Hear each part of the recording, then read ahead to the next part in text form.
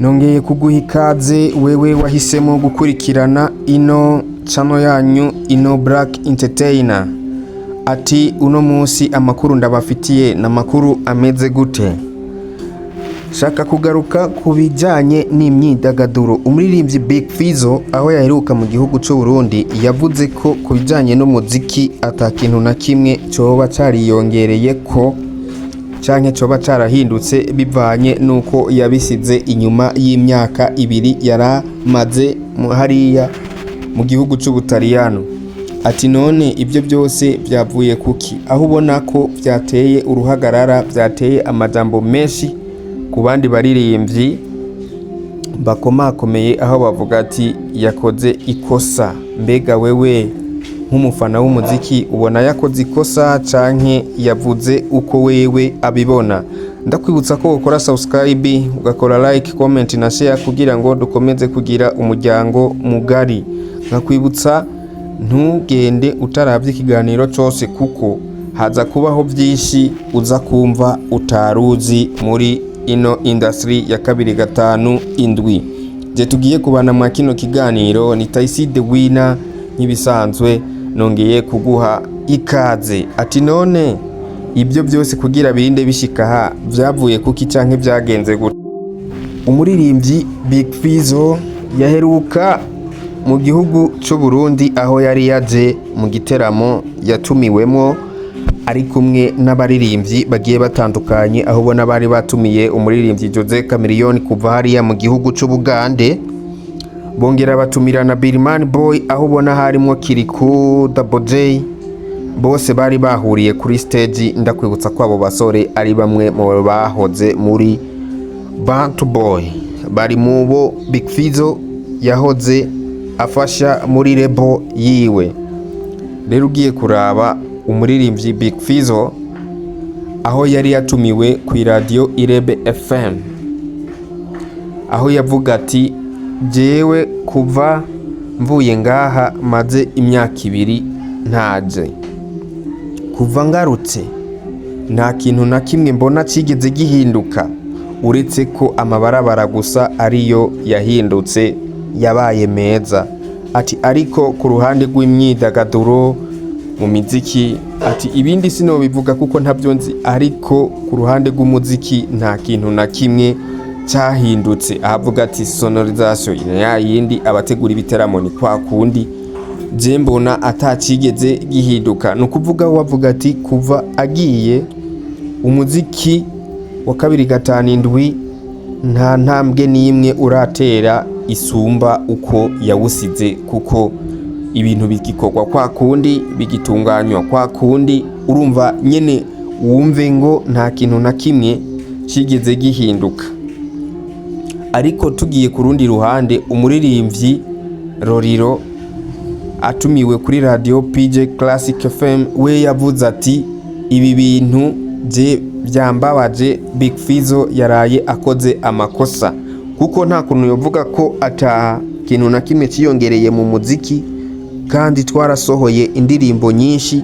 Izo ndirimbo zadutwaye amahera, amahiti yarakozwe, kandi ayo mahiti yakozwe yatwaye amafaranga ku baririmbyi. Nyene wumve ngo ibyo dukora byo twarabikoze, ariko wewe ntiyigeze abibona, kuko nimba ari indirimbo zakozwe twazikoresheje amahera, nimba ari ibiteramo byakozwe twakoresha amafaranga, none uvuga ngo nta ciyongereye ko gute?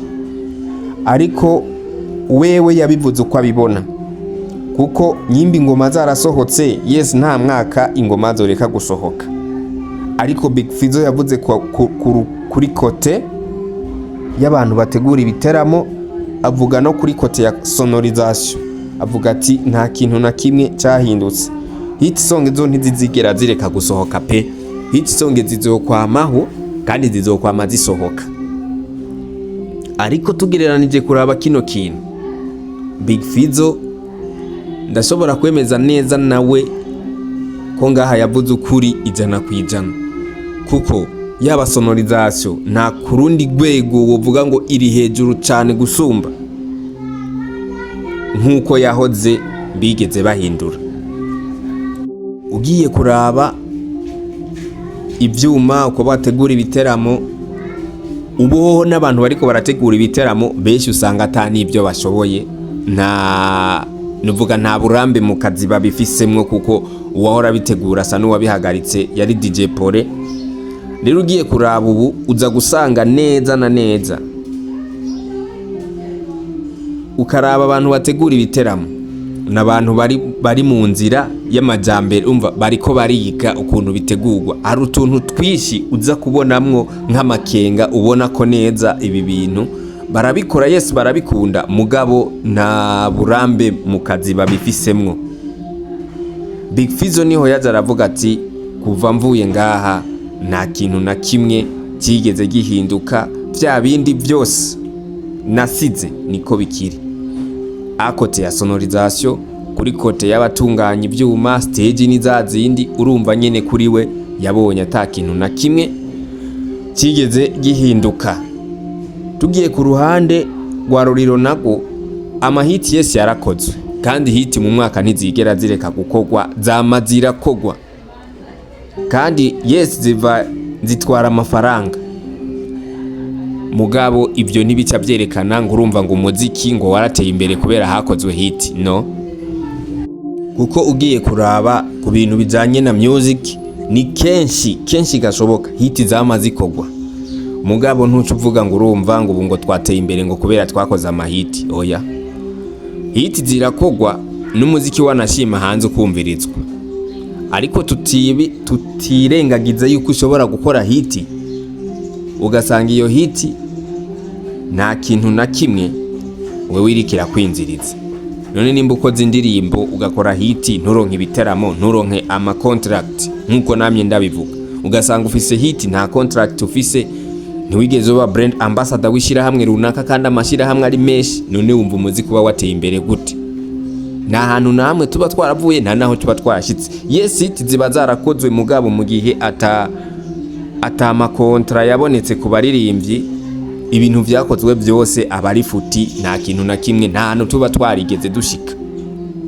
Kuko nk'ubu novugaye ari ahantu umuziki wagiye, hari iyindi ntambwe wagiye ko kubera nka kiri kurabona yarose contract ba Rivera Muhimbare barafise ugushimwe barose. Mugabo iyo hataba ko kantu kamwe gusa kakozwe, umuziki ntuba warigeze uja ku yindi ntambwe. Reka zemvuge ati umuziki wa 257 uno mwaka urafise iyindi ntambwe wiyongereyeko, kuko hariho aba influencer canke hariho abaririmbyi barose ubushimwe buvuye mu mashira hamwe agiye atandukanye. Ico cyonyene nico twatereye ko imbere mu bijanye n'imyidagaduro. Nayo ibindi byose novuga ko nta terambere ryigeze rigaragara ko ngo banaka barosi biyukunuku, no. Nitwigeze tuja imbere.